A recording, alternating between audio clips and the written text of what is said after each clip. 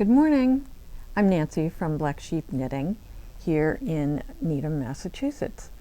We're a vlog, I guess now is the term that I should use instead of a podcast. But anyway, we record weekly with tips and tricks and new things that we've seen and places we've been.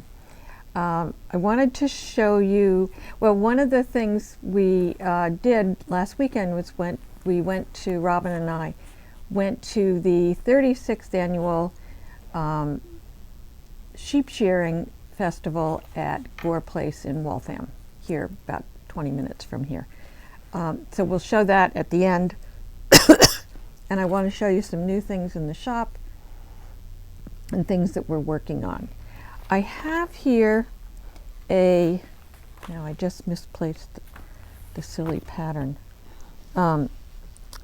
We don't often do a lot of men's sweaters, and says somebody's hair knit into it. And so this hasn't been blocked, so bear with me. But this is a pattern by Martin Story, the men's V-neck sweater. So I think I will block some of this neck out because it looks a little small. But it's just a typical raglan pullover, or jumper as they say in England. And it's a pattern called Bark by the well-known designer Martin Story. And he's done a lot of designing for Rowan. I think he still works for them. Maybe not. But he's done a lot of designs. And his patterns are easy to do, easy to read. This is a simple, I believe, bottom up. I didn't make this, so yes, it's bottom up. In flat, so in pieces, it's not done in the round. You could very easily make this into a pattern done in the round and do the sleeves. You could knit it from the bottom up to here in the round and then do the sleeves and attach them onto the needles when you get here. So you would do the sleeves separately.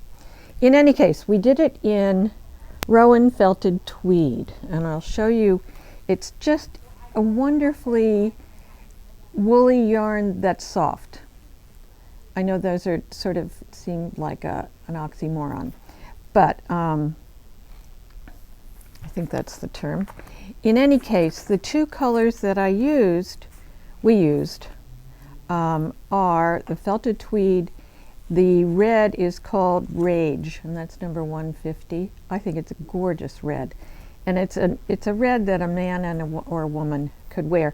And you could easily, this I think is a size 40, 42, but it goes as small as 30, 34. So you can use it for a woman as well. It also, and I'll give you the contrast color that we put on the ribbing on the end. I thought that was kind of a nice addition. And this is called Seafarer, number 170. There also is an option, because this is called Bark. There's an option, and I don't have a better picture, but you could do Intarsia and do a dog on the back or on the front. So if you were making it for somebody younger, maybe you could do that. We chose not to do it. So that's a nice sample that we have in the shop. And it's just a nice standard sweater. So if you want to make your partner, spouse, brother, sister, anybody, just a simple V-neck sweater that's pretty easy to do, I recommend this one. We did last summer, a cardigan called Rhys, R-H-Y-S, and we did it in Barocco Cambria. Well, it's now discontinued, so I decided to do another one.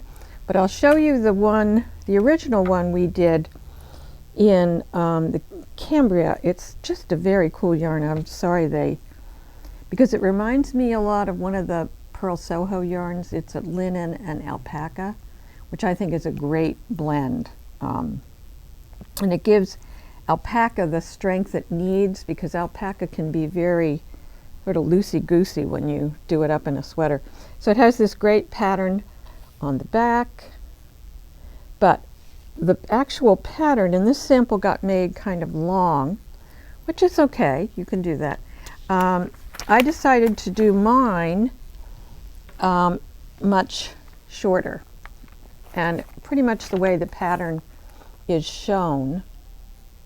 I can show you an even better picture of it. You'll see how short it is. I thought it'd be pretty, you know, over a little dress or over a t-shirt or something. And what I discovered, I'm doing it in the I'll never say this right, Chicle, C-H apostrophe, is that an I? C-H-L. Yes. No. It's Chi-Chi, I think. You might be right. Robin's probably right. I don't know. In any case, this is an alpaca, linen, bamboo, and micro tweed blend. And I really like this yarn. I've shown this before, but I thought in the context of this sweater, you might enjoy seeing these options again. So it's done in pieces flat. So here's the back. And as you can see, it's going to be, it gets a nice big band added. You can see, well, you can see here it has this nice band here. So this will be a little bit longer than I've done it because this nice neckband gets added to it. What I found, and I don't love lace. This is the easiest lace pattern, and you can memorize it. It's just really simple and fun. So I'm having fun doing this. I've started a sleeve, and it turns out this is a soft, nice, non-itchy, though it looks like it could be, but it certainly isn't. The alpaca in it keeps it from being itchy. So anyway. Nancy, when you say the easiest pattern you can memorize, is it yarn over, knit two together? It's knit two together, yarn over. Going? And it's a chart, and it's so simple to read. There's a central double decrease in it, which it explains to you how to do it, but it's the slip two knitwise together, knit the next stitch, then lift those two stitches over. And then it's basically yarn overs and knit some purls. That's it. So there's just that one center double decrease, and by that you repeat in this little red rectangle, you repeat that group 10 times. So by the time I'd done the 10 times, I had it totally memorized, and all I have to do is look which row I'm on, and it's totally simple. I really recommend this for a nice spring, summer, fall sweater. I'd probably even wear it in the winter, but I chose a springy color. So I would say this is a good choice for a summer project. So that's all I'm knitting on. Well, I can't lie. I have lots of other projects at home, but this is my current one. I'm kind of going to try to stick to that for the moment. I also want to show you something we got in the shop. We got a restock of the MDK, Modern Daily Knitting, book called Skill Set. And if you don't have this in your library, you should, because it's got all the little basics that you need with very, very good illustrations. They even give you a little chart in here that you could make up your own. Oh, and there's one in the back too. So if you're doing some color work or cables or something, I have to put us on hold. Someone's at the door, so hang on just a minute. We're back. Someone from the class earlier forgot something, so we had to stop to get what she'd forgotten. I just wanted to show you in this book, you know, they have great illustrations. Here's one for intarsia. If you are embarking on an intarsia project, something like this is a great thing to have. if you don't have this, or if you're looking for a gift for a friend who's a new knitter, this is perfect. And also we got in, because I saw a pattern in here they advertised online, and I think the only way you can get them is in these books. So I got, this is the Mason-Dixon Knitting Field Guide number 14 called Refresh. That's the cover. And the pattern that I liked, well, this is a beautiful one that I really liked called Transom Cardigan. You can see there, I think they're cables, there's some texture on the sleeve, and I think it's on the back as well. There's a better picture of the back. Yes, here's the back. So there, and there's the back. But that's not the one that caught my eye, although this one now I think I'd like to do. There's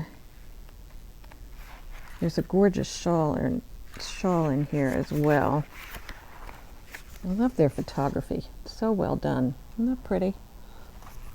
And then what I really wanted to do is this vest called Trellis Top by Carol Feller. She's a beautiful designer from, is she Irish or Scottish? That's kind of insulting to not know. I'm sorry, Carol. Anyway, she's a beautiful designer. Look at the back of that with the buttons. I thought that was really fun. Anyway, so we have those two in the shop. Get them while we still have them. And I wanted to remind you all that Saturday is local yarn shop day, and we will be having, I think I may put the whole store on sale. So you'll be seeing this on Saturday morning, so it'll be today, Saturday. We're filming on Friday. But I think we're going to do a 20% off the store. So we're offering a generous discount. So come 1 to 5. We'll be here, and we'll have a trunk show of Cowgirl Blues yarns from Cape Town, South Africa. So I think you'll enjoy seeing those. They're quite lovely. We haven't had them out yet. So do come and participate. We also, just a reminder that we are offering free shipping until the end of April, and then I think we're going to continue to offer free shipping over a certain amount. We haven't decided what that amount is, $35, $50, something like that. I have to talk to Viola, who does all of our stuff like that. But we think you shouldn't have to pay a lot for shipping. I know if I see free shipping on something, I say, yeah, I think I'll do that. So anyway, you still have until Sunday to take advantage of totally free shipping. I'm wearing today a sweater that I designed based on a workshop, and I've talked about this before, that I did last June in Lake Placid, New York, with Joji Locatelli and Vera Valmaki. And this is Malabrigo Machida, which is a sock weight, fingering weight, with a Surrey alpaca. But you could do silk mohair would be great, the fingering or lace weight silk mohair held together.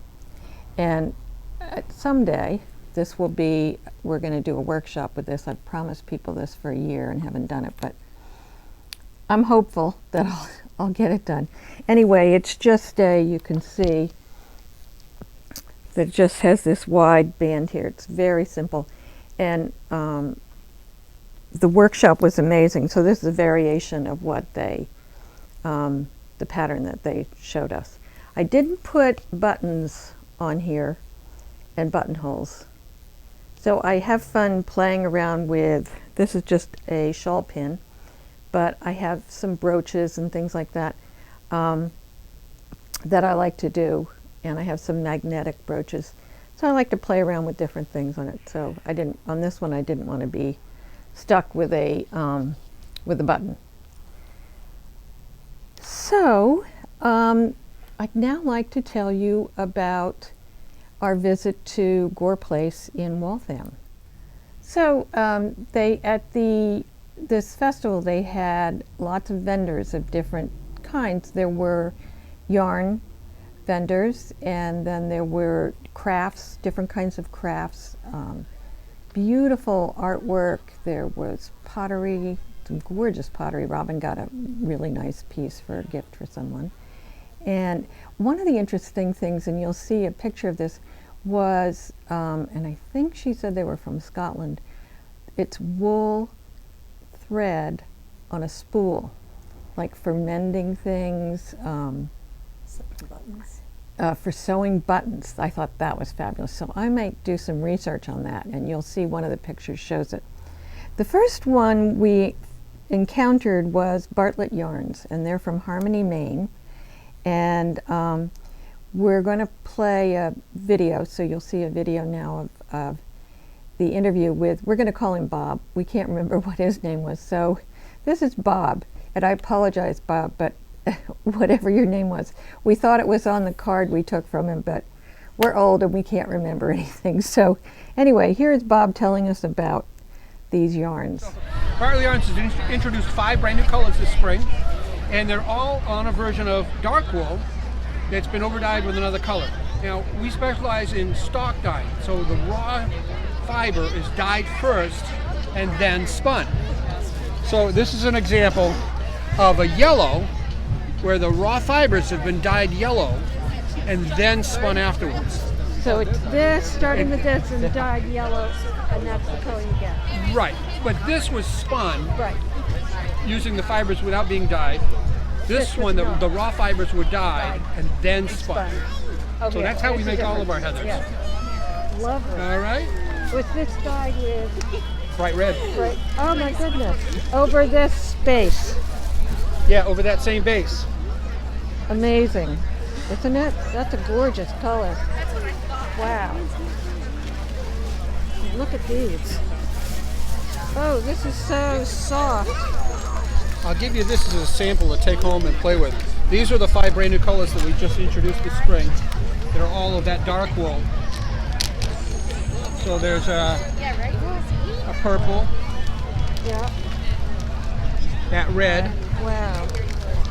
the green, Oh, I love the green. a blue, Yeah. Oh, I love the blue. and then that yellow. Oh my gosh. Very cool. Aren't they gorgeous? So here are the yarns that Bob, our friend Bob, showed us. These are a woolly wool, but he had, as you saw, the white cormo that I picked up was luscious, beautiful, beautiful. These are great for sweaters. They're almost impervious to water, I think. And again, if you drag mohair with these, they're amazing. So, and he's got a lot of different kinds of yarns. Let's see, types. He has a bulky, he's got a tweed, there's a Shetland, he has a bunch that are in solids. He's got one called Rangeley, Fisherman, and then he has a sport. And then he has a 50 wool, 50 alpaca, which is a nice yarn. But look at all the colors that he's got. So they're great. And I see him at a lot of festivals, and they've been around, did he say 200 years? Mm-hmm. I think a very long, long time they've been producing wool up in Harmony, Maine. Other things that we saw that we enjoyed, somebody brought 3 alpaca, and alpaca are after sheep, because I love sheep. Well, I love horses more, but horses, sheep, and then alpaca. They are just, and then my children. No, sorry, kids. They're just beautiful animals, and they're sweet, and they're soft, and the friendly ones are nice. Sometimes they're not. They can be a little bit like llamas who spit. And llamas, if they aren't happy with you, will spit at you. But they make gorgeous wool, and so we saw those. And then we went on and saw somebody spinning yarn, trying out spinning, and we saw they had some fleeces, some beautiful, fleece that you could throw over your couch that were super, super soft. And then we saw, I don't know if we got a picture of the dogs herding the sheep. We couldn't get close enough. There was such a crowd there, but there were great, probably Australian Shepherds or one of those breeds that just do an amazing, I saw them a little bit, they crouch down, you know, and then they go. But it's fascinating how well trained they are and what they do. So there were sheep there, but again, I said there was a big crowd. Then we went on to another area where they were shearing sheep. So they had one sheep and some others who'd been shorn, so they'd been doing it all day. They had a bunch that needed to be shorn, and sheep do have to be, their hair continues to grow, doesn't really fall out, and then they end up that they're in trouble because they need to be shorn. This fellow was shearing with big clippers. I've seen it done, pretty sure with electric shears, like, you know, like people do to shave their heads. And it comes off in pretty much one big fleece. The sheep act like they don't like it, and they probably don't, but they only get shorn once or twice a year, and they do it all their lives. So they don't get hurt, they don't hurt them. They're just uncomfortable. You know, like when you go to the dentist, you're uncomfortable going to the dentist, but you have to do it. So you get over it. We then turned around, and there was Erica Field, who's the designer who you've seen an interview with her here, and she's a knitwear designer that lives locally. And she was there with her son, Ben, who, and she bought, I think she already had a little electric spinner. And I saw later on Facebook that she had Ben, 7-year-old Ben, spinning yarn on this electric spinner. Well, and there was a guy selling them, and she said, I think he's got some left. He just wants to get rid of them for $20. So, of course, I hot-footed over there and bought myself a little electric spinner, which I swore I was never going to try spinning because I get addicted to these things. But I bought it, and so, Erica, I'm going to be calling on you to help me learn how to use it. But I guess if Ben can spin on it, I can spin. And lastly, we saw, they did have food vendors, and I thought, oh, I'm going to get an ice cream. But it was so darn cold and windy, I couldn't face it. But lastly, we saw 2 lambs that were 2 weeks old lying cuddled up. It was so sweet, and they were just adorable. So I'm sure they'll have it next year. So I would plan, it's always late April or early May. And there was lots of parking all over the place, and you do have to pay to get in, but it benefits, I don't know what it benefits, but I'm sure it benefits Gore Place or whatever it costs them to rent it to do this. But it was fun, and it's a great event you can take kids to, and the kids love the animals. So I think that's all I have for today. I hope we see you at local yarn shop today. Help celebrate shopping local, shopping small businesses. Oh, I did want to mention one other thing.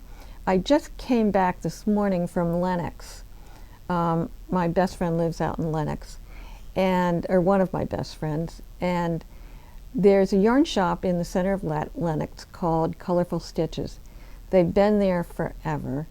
And we had so much fun in that shop. It's so beautiful. I kept saying to the owner, I have shop envy. Your shop is so gorgeous. They have beautiful yarns and a lot of yarns that we don't have.